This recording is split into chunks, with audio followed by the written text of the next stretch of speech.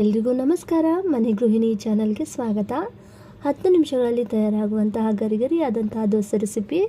Mixer ಜಾರ್ಗೆ 1 ಬಟ್ಲಾಗುವಷ್ಟು ಅಕ್ಕಿ ಹಿಟ್ಟು, ಹಾಗೆಯೇ 1/4 ಬಟ್ಲಾಗುವಷ್ಟು ಕಡಲೆ ಹಿಟ್ಟು, 1-2 ಚಮಚ ಆಗುವಷ್ಟು ಮೈದಾ ಹಿಟ್ಟು, ಹಾಗೆಯೇ ಇವಾಗ 1-2 ಮೀಡಿಯಮ್ ಸೈಜ್ ಇರುವಂತಹ ಆಲೂಗೆಡ್ಡೆನ ಈ ಥರ ತುರಿದು ಅದೇ ಮಿಕ್ಸರ್ ಜಾರ್ಗೆ ಹಾಕ್ಕೊಳ್ತಾ ಇದ್ದೀನಿ.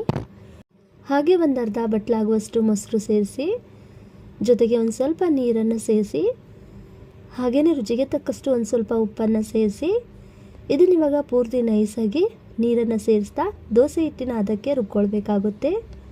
ನೋಡಿ, ಹಿಟ್ಟು ರುಬ್ಬಿದಾಗಿದೆ, ಕನ್ಸಿಸ್ಟೆನ್ಸಿ ಪರ್ಫೆಕ್ಟ್ ಆಗಿದೆ. ಇದನ್ನ ಇವಾಗ ಒಂದು ಪಾತ್ರೆಗೆ ತೆಕ್ಕೊಂಡು 1/4 ಚಮಚದಷ್ಟು ಅಡುಗೆ ಸೋಡಾನ ಬೆರೆಸಿ ಚೆನ್ನಾಗಿ ಮಿಕ್ಸ್ ಮಾಡಿಕೊಂಡ್ರೆ ದೋಸೆ ಮಾಡಲು ಹಿಟ್ಟು ರೆಡಿಯಾಗಿದೆ. ದೋಸೆ ಮಾಡಲು ತವಾನ ಚೆನ್ನಾಗಿ ಕಾಯಿಸ್ಕೊಂಡು ಒಂದು ಸ್ವಲ್ಪ ನೀರಿನಿಂದ ಚಿಮುಕಿಸಿ ದೋಸೆ ತವ ಹೀಟನ್ನು ಕಡಿಮೆ ಮಾಡಿ ನಂತರ ನಾನಿಲ್ಲಿ ದೋಸೆನ ಹಾಕ್ಕೊಳ್ತಾ ಇದ್ದೀನಿ. ದೋಸೆ ಹಾಕಬೇಕಾದ್ರೆ ಗ್ಯಾಸ್ ಫ್ಲೇಮನ್ನು ಲೋ ಫ್ಲೇಮ್ನಲ್ಲಿಟ್ಟು ದೋಸೆನ ಹಾಕ್ಕೊಳ್ಳಿ.